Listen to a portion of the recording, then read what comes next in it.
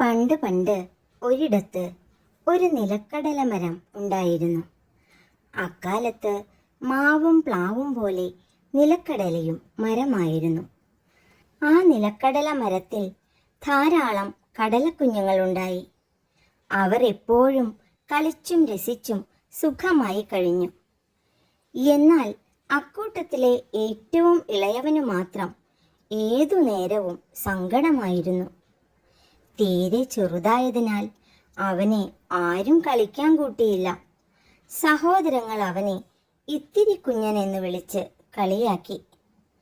സന്ദർശകരായി വരുന്ന പക്ഷികൾ അവനോട് മിണ്ടാറേയില്ല.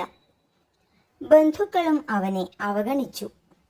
ഒറ്റപ്പെട്ട അവൻ സ്വയം നിന്ന് തീങ്ങും. കണ്ണുനീർ ധാരധാരയായി ഒഴുകും. ഒരരുവിയുടെ തീരത്തായിരുന്നു ആ നിലക്കടല മരം. ആരും കൂട്ടിനില്ലാത്തതിനാൽ ഇത്തിരി കുഞ്ഞൻ വെറുതെ നദിയിൽ നോക്കിയിരിക്കും. ആദ്യം നേരം പോകാനാണ് അത് ചെയ്തത്. മെല്ലെ മെല്ലെ അരുവിയുടെ ചലനങ്ങൾ അവനെ ആകർഷിച്ചു തുടങ്ങി. വെള്ളത്തിൻ്റെ കളകള ശബ്ദത്തോടെയുള്ള ഒഴുക്കും അതിൽ വിടർന്നു വരുന്ന കൊച്ചു ചുഴികളും തീരത്തിനെ ചെന്ന് തട്ടിയുണർത്തിയുള്ള അതിൻ്റെ യാത്രയുമെല്ലാം അവൻ കണ്ടു രസിച്ചു. അരുവിയുടെ ചലനങ്ങളും ശബ്ദങ്ങളും നിറങ്ങളുമെല്ലാം അവന് പരിചിതമായി. ചൂടുള്ള ഒരു നട്ടുച്ച. കടലക്കുഞ്ഞിൻ്റെ സഹോദരങ്ങൾ കളിച്ചു തിമിർക്കുകയായിരുന്നു. പതിവ് പോലെ ഒറ്റയ്ക്കിരുന്ന് അവൻ കരഞ്ഞു. അപ്പോൾ അതുവഴി വന്ന ഇളം കാറ്റ് അതു കണ്ടു. കടലക്കുഞ്ഞിൻ്റെ കണ്ണുനീർ ഇളം കാറ്റ് ഏറ്റുവാങ്ങി. അതുമായി കാറ്റ് അരുവിക്ക് മുകളിലൂടെ പറന്നു. പെട്ടെന്ന് കാറ്റിൻ്റെ കയ്യിൽ നിന്ന് കണ്ണുനീർ അരുവിയിൽ വീണു.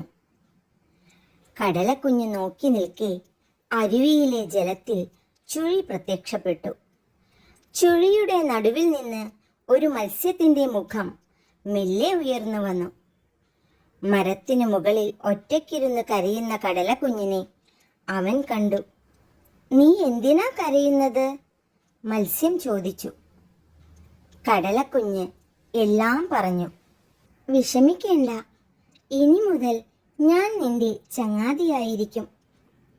ഒറ്റയ്ക്കാവുമ്പോൾ ചുറ്റുപാടിലേക്ക് നോക്കുക, കൂട്ടുകാരെ കിട്ടുക തന്നെ ചെയ്യും." ആ മത്സ്യം അവനെ ആശ്വസിപ്പിച്ചു. കടലക്കുഞ്ഞിന് സന്തോഷമായി. അവർ നിത്യവും കണ്ടുമുട്ടി. മണിക്കൂറുകളോളം സംസാരിച്ചു. ഒറ്റപ്പെട്ടവൻ എന്ന തോന്നൽ കടലക്കുഞ്ഞിന് ഇല്ലാതെയായി.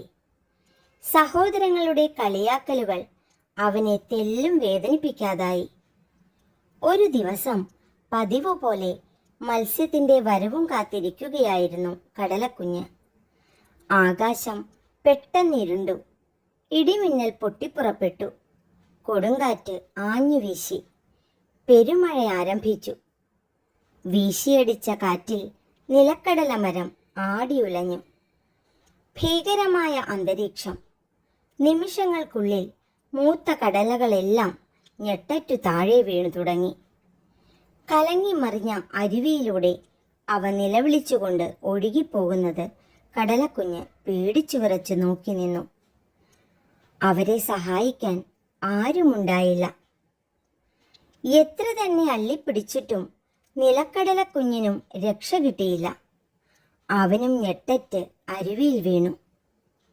അവൻ ഉച്ചത്തിൽ കരഞ്ഞു. പെട്ടെന്ന് എവിടെ നിന്നു ആ മത്സ്യം പാഞ്ഞെത്തി.